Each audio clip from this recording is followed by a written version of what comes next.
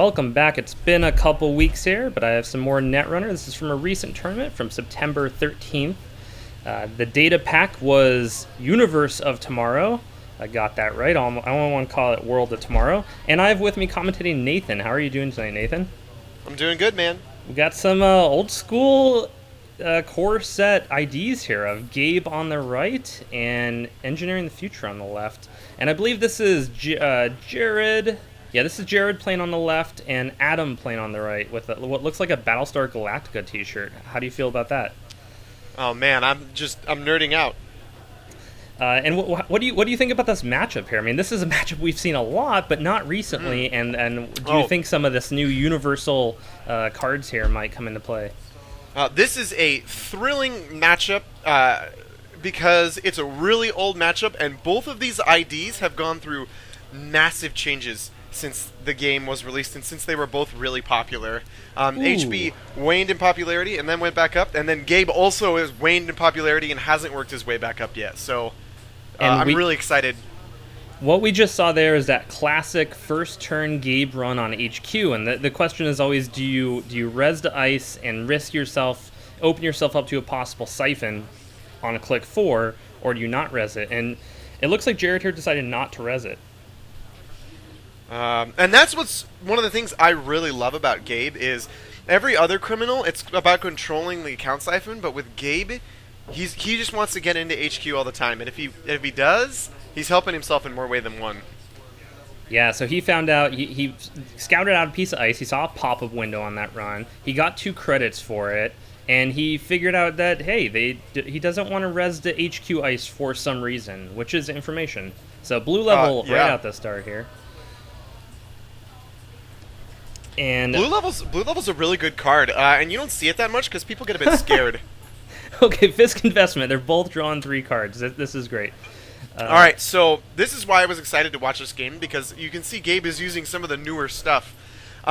Fisk Investment's really interesting because when you can control the game state with it to some degree, and especially with Gabe already controlling the game state, I think that Fisk Investment Seminar has a place in modern Gabe decks. And this was, so Viper on HQ. So he threw down the HQ interface last turn with part of the money he got on that HQ run. And now he second click after Fisk Investment runs in there. You know, Fisk Investment maybe drew an agenda or 2. And so he pays to get through because he gets those 2 credits for getting in. So it's cheaper for him.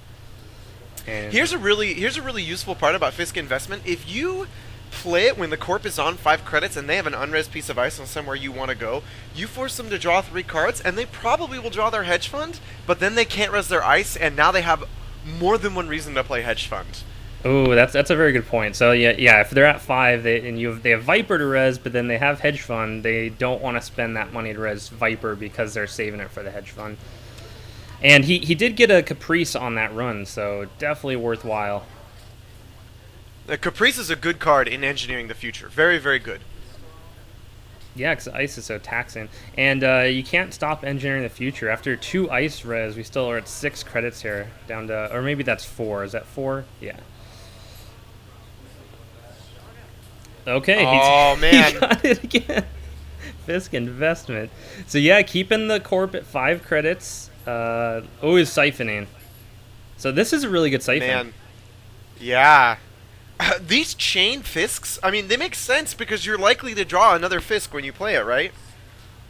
Oh, and so he gets to pop it. This is probably going to be something like an Adonis or, yeah, Adonis campaign. So does he trash it?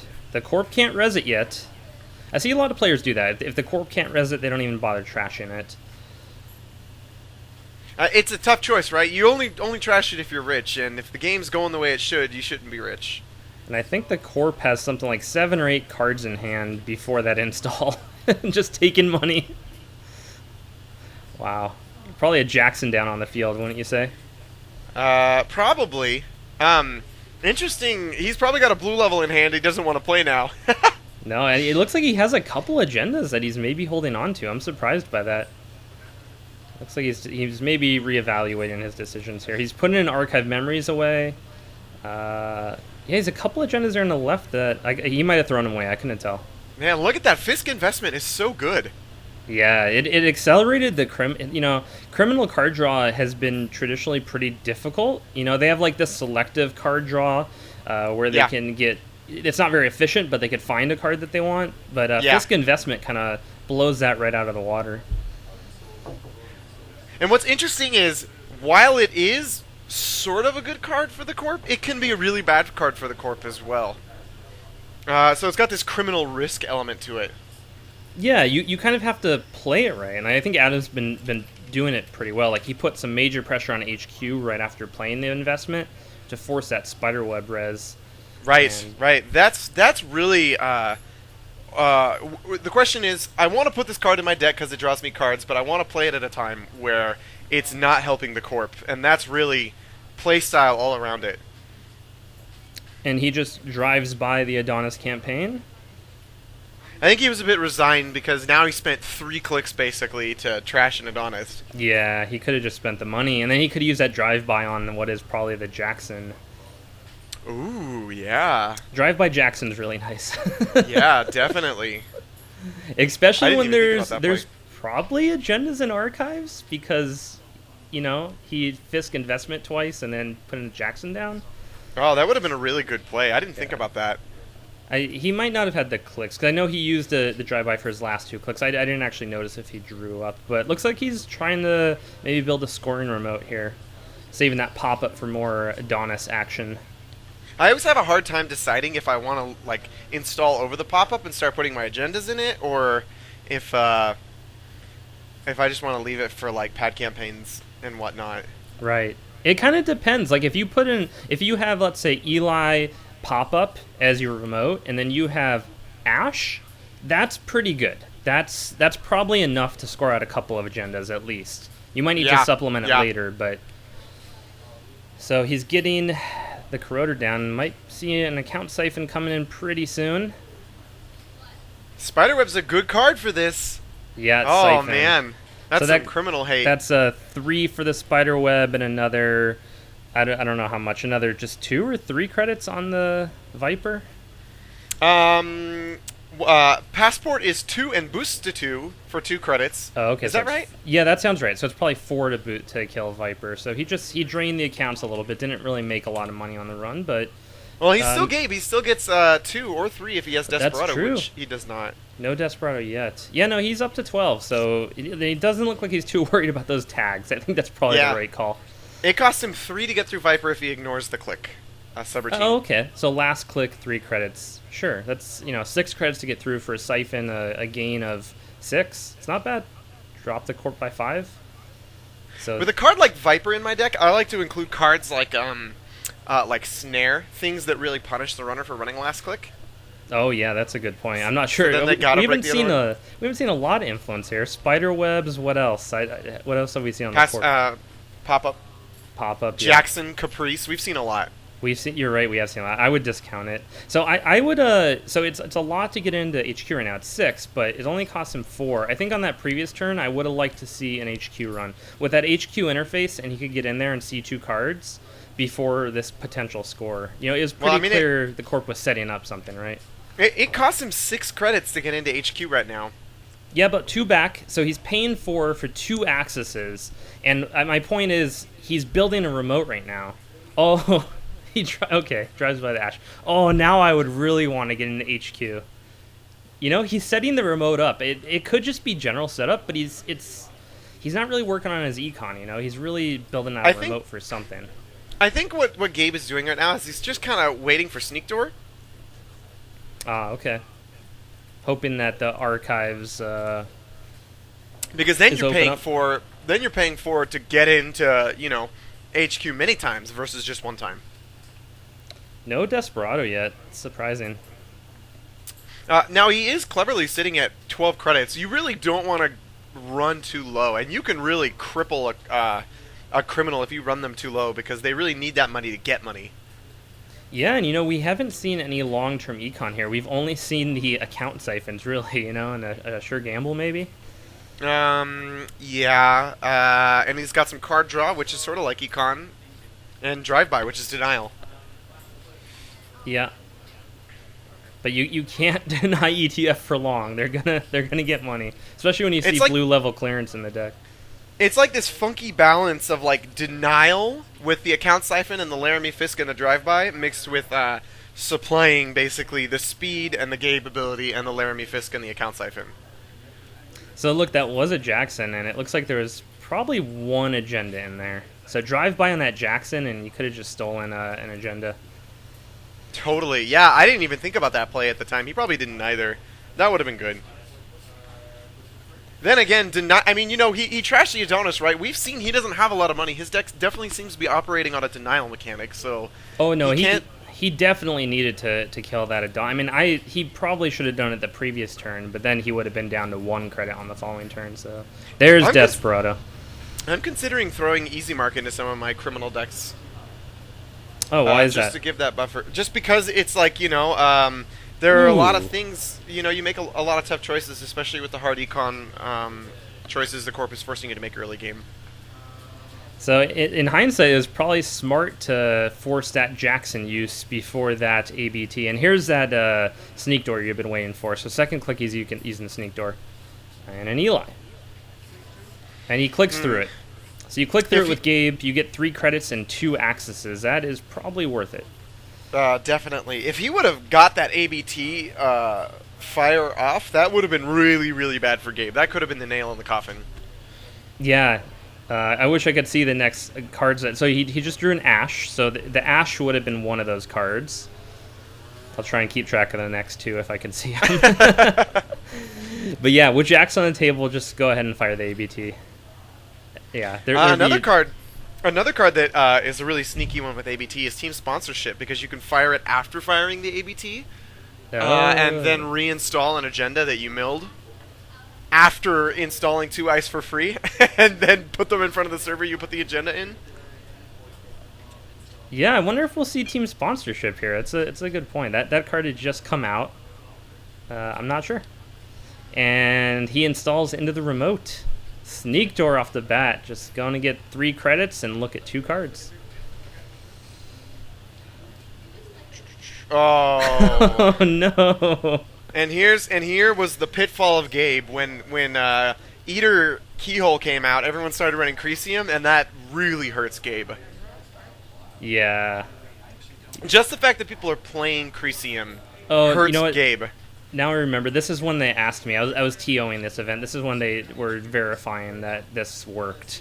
So so if he puts the Cresium on HQ, then it denies Gabe's ability. Right, because it's treated as a successful run on HQ, so that Cresium is activated on HQ. So it does do what the Corp wanted to happen.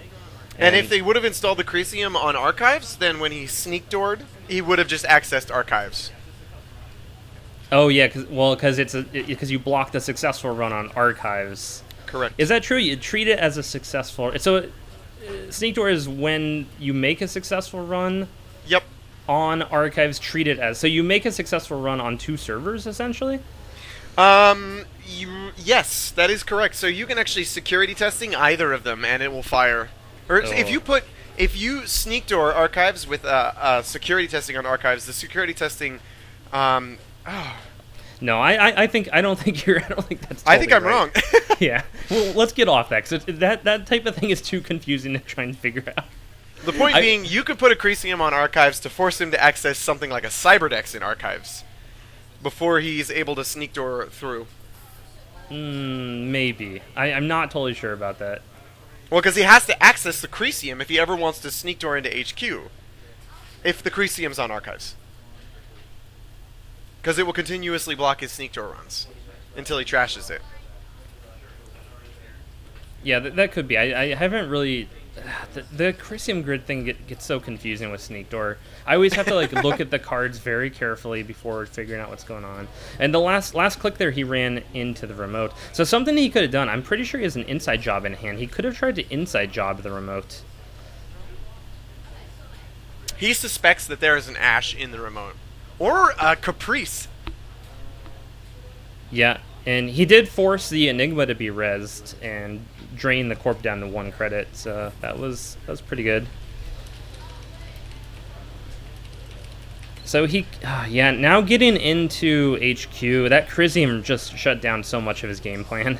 Yep. Now yep. what do you do? Do you just shift to R&D? He actually had the opportunity to crash the Chrysium. He had 5 credits, I think.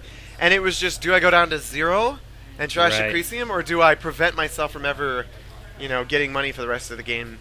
Right, yeah, that's a tough call, especially with remote play going on. Now you have probably a Caprice and an Ashe in that remote, and a score window that's pretty wide open.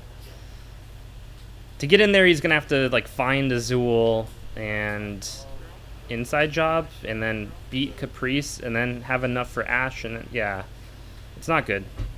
He needs another drive-by. Oh, drive-by would be good, but not if he hits the agenda. Yeah, you have to guess which one is which. Sure gamble, very much needed though. So now he can run the Chrysium and not break the bank. So I mean, that's why he didn't do it, because he says, well, I better just wait for sure gamble, which is a good move as well. He just kind of forces himself into this inside job sad draw. Yeah, this is Now he only has 6 credits. Yeah, that's true. Oh, there's not a Caprice there? Oh, you think he rezzed the wrong one? No, he meant to res the Ashe. Okay. He kind of second-guessed himself there. So the inside job gets past Enigma. I'm guessing that's probably Toll Booth on the outside. Did we see Toll Booth? Yeah, something more than 4 credits. We saw an Ichi as well. Ichi, yeah, that could be it. That would make a lot of... That's something I've been saying a lot recently. That would make a lot of sense. So whenever I'm about to say that, I try and stop myself. I just noticed that about my commentary. So he's got to trash the Ashe at the very least. Yeah. Oh, he pays through the Ashe, and it's 2 Ashes. Can he afford... He can afford to trash one of them. He has 5 credits. Oh, he's not going to do it, though. Interesting. Yeah, it's tough because he's got the Chrysium to deal with. Yeah. This is kind of the problem. This is a problem with Gabe decks. Is you have this powerful econ ability, and it makes it almost so you don't put enough money into your deck. Right, and then if they shut it down with something like Chrysium, you're in trouble. It might also be that he has money in resources, but he's got 2 tags that he's been floating for a while, and it would really break the bank just to clean those off. Yeah, okay, so he does have some resources. There's Film Critic in the deck. So Film Critic's an interesting include because the things it's really good against the Future Perfect, but the only other real case that you really want it for is mid-seasons, and I think Gabe has got a natural advantage versus mid-seasons. What is that? Just accepting the tags and going for it? No, just having a lot of money. Oh, okay. He can really compete with the Corp in money, and if he's as rich as they are, then mid-seasons doesn't really work. Look at this ice, though. This is about the most anti-Gabe ice you can imagine. I mean, this is all just the naturally good ice. It's not perfectly good against. Oh, what's that? On my mic? Yeah. That's just an ambulance or something. Okay. I live next to a busy street. More like a wambulance, Brian. No, I'm just kidding. No comment. We see Eli and we see Spiderweb. And Prepaid Kate is cool, I'll Parasite your Spiderweb and I'll Lady the Eli, no problem. And against Criminal, it's just, debilitating. Yeah, and I'm not sure that he has Parasites, although we do see Mimic, which makes you think there's maybe Data Suckers, which makes you think there's Parasites, but might not be. He might just be doing Fairy, maybe 1 Fem, and Mimic? Yeah, definitely. I mean, he's got a lot of slots. I mean, he's got a lot of new stuff. Drive-by, Fisk Investment. His Gabe always has sort of a memory restraint with Sneakdoor. You want Sneakdoor, it's so good with Gabe. It helps you apply that pressure over more servers, which is great. Yeah. But then you have a real memory problem. So it's hard to play with Parasites and the like. Yep, absolutely, and it's very strong in Gabe as well. So it's you can go both sides on that one.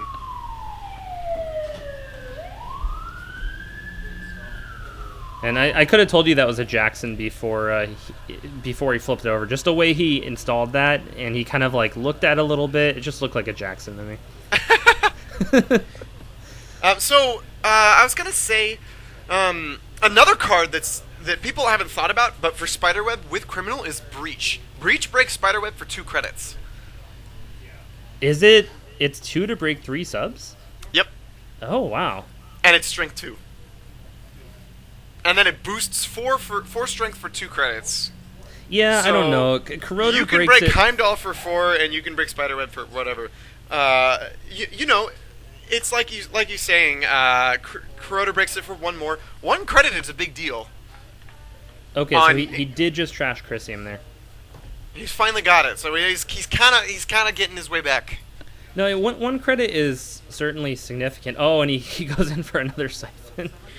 I think he's making the right play here. He sneak doors through the Eli, clicks through the Eli, trashes the Cresium, and then sneak doors. And this also activates his ability this turn as well. I'm sorry, yeah, Siphon. Right. So he gets his ability this round, he gets the Siphon, and he gets rid of the Cresium. So And this he's is kind of Desperado his now. turn. And Desperado as well. But only 1. Yeah, picks up another couple tags. I'm not sure if they're going to even bother tracking that, but the remote is still kind of like the Corp still has a lot of credits. Oh, here's an Adonis online, and the remote has not really been put under pressure. This is kind of an interesting move because he's kind of just saying, like, you need to come trash this. This is a thing you need to deal with. At this point, Gabe is back on his feet now, and so it's almost a little bit too late. All right, so he scores out the Kronos project. Probably not a big deal for Gabe. Usually not a lot of recursion. It turns off his same old thing, Siphon, and Siphon is really good in Gabe when you combine it with his ability. That's a really good point, actually, because we've seen 3 Siphons, but we haven't seen any same old things yet. Yeah, so he just effectively shut down 3 cards in that dwindling deck. Good point. I mean, I don't actually run same old thing in all of my Gabe decks. Some of them I do, some of them I don't, but it's definitely not bad. Same old thing account Siphon, mostly a control move because it's not very strong economically, but with Gabe, it's a little bit different. Yeah, you have the 3 additional credits to pile on top of that. Alright, so he's just going to go kill the Dawn's campaign. Only costing 2 credits, so definitely worth doing. I didn't like doing it. I think the Corp could have waited a turn to score out that agenda and iced up the... If he had another Enigma or something like that, icing up the Adonis might have been worth it. That's a tough choice. I mean, he's probably... He could have used a Jackson earlier and then put the Adonis in the pop-up window server, which would have just been way better. Yeah, I don't know. I mean, if it was way better, I think he would have done it. I think he was kind of forced with a tough choice. I think it's tougher than it might look. Did he even use the Jackson, though, since installing? He's used it right now. I think he wanted maybe to try to force Gabe to run through the pop-up before installing Adonis behind it. Maybe not. I don't know. It's hard. It's all subjective. He did force Gabe to run through it right there to use the Jackson, so that was good. You just cannot stop the ETF money train. That's a tough spot because it's a pop-up and an Eli. Like, you know, you're choosing between 2 evils.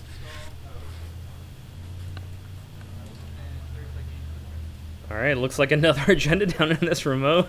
Two of the what are those guys called? Why can't Ashes? We're talking about Eve and Adonis, and then I just couldn't come up with the Ash. This is a tough spot for a criminal to be in. When they lose control of the remotes, that's when they start losing the game, especially for Gabe. Because Gabe gets his agendas from the HQ runs he makes. And if they have an agenda to put if they have a remote to put the agendas in, then they're not in HQ when he runs HQ. Yeah, he just can't. He's digging for whatever his remote solution is, and just can't find it. That's kind of the problem with these central focus breakers, right? Is that it plays to this strength of Criminal, but honestly, I think the remote control element of Criminal is as important as the central run element of Criminal. I would think the faction that does the best job running only centrals is actually probably Shaper. All right, he just goes into through the Eli to go look at a couple of cards. Notice the Corp is on game point now. After that, yes, 5 to 4. Oh, he's going medium now. I really like this including, Gabe. This is very good. Yeah, he wasn't able to run R&D that turn. Oh, so yeah, Biotic Flavor went. Oh, so it looks like he drew. Yeah, he drew the Vitruvius. So if he had done an R&D run that turn, he would have prevented the Corp from winning right there. Or if he would have had a Siphon, he could have stopped it. But R&D run also good. Yeah, if he had a Siphon. By just 1 credit, I think, though. Because he's down to 5. Yeah. But well, I really like this Gabe deck. I think he did a pretty good job adding in some of the newer criminal cards, which is really what we need. We need people experimenting with these new cards and seeing when to make them good, because I think they're going to really be the key to making criminal competitive again. Yeah, absolutely, and especially so, even though he lost, good, very, very well done. Definitely playing around with Gabe as well. You know, Fisk could just come out. Leela's kind of been a pretty good criminal for a long time, and of course, Andromeda is always popular. But yeah, Gabe kind of, and look at this. The next game will be Gabe as well, so we're gonna have to commentate that one. Yep, I am so excited. I love Gabe. I've never given up on Gabe, even if he's kind of waning. I think he's coming back now. Yeah, for sure. Gabe was my original runner, and I'm really looking forward to his resurgence, if that's going to be a thing. All right, so that's the end of the first game. Thanks, as always, Nathan, for helping to commentate. Thanks for having me, Brian. And thanks, everyone, for watching. Bye.